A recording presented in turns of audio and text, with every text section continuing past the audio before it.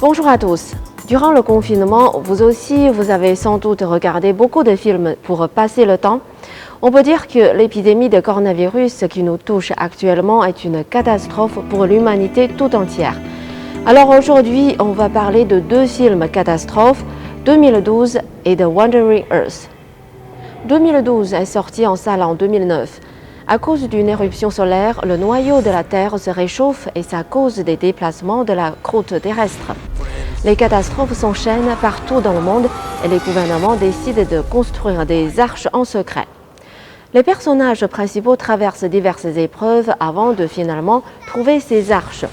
Mais le nombre de places est limité et cela provoque un chaos.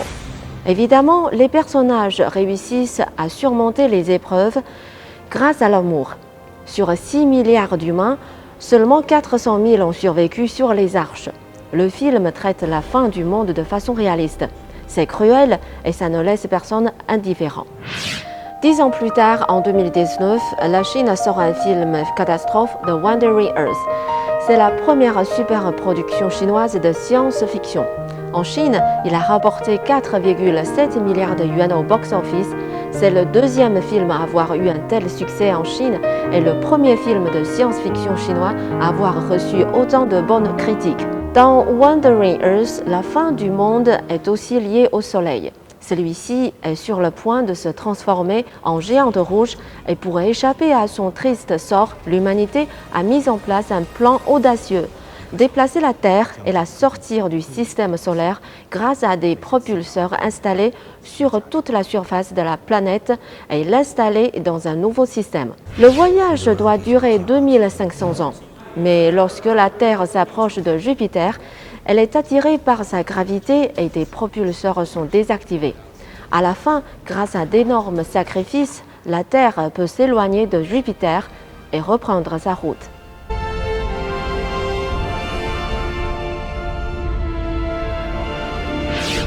Dans 2012, les politiciens cachent la vérité aux populations jusqu'à la fin pour que les classes moyennes et inférieures restent calmes et permettre à la société de continuer de fonctionner comme avant.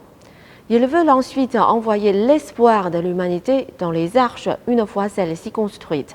Mais qui est l'espoir de l'humanité? Les riches. C'est la réponse du film. Ceux qui ont de l'argent, ceux qui sont puissants peuvent monter à bord. Par exemple, on voit dans le film un mania russe et une vieille dame anglaise avec son chien. Par contre, les élites de différents secteurs sont laissées dehors. Est-ce que ça vous rappelle quelque chose?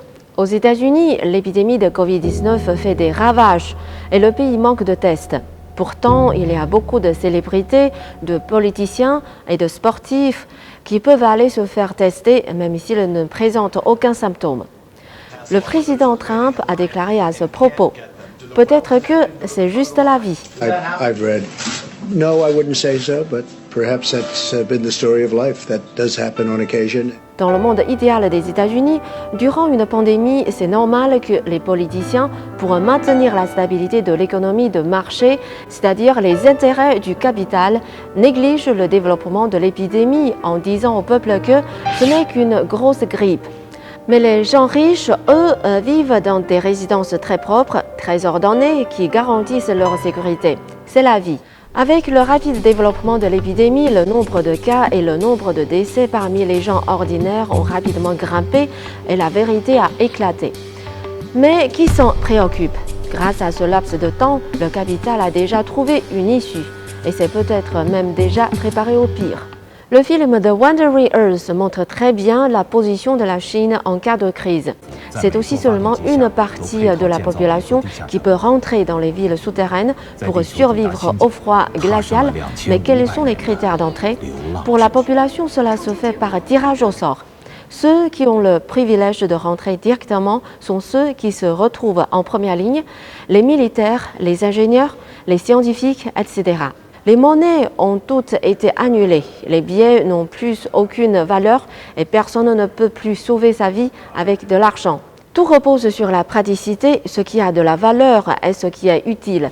Après que des propulseurs se soient désactivés, le gouvernement met en place une opération de sauvetage.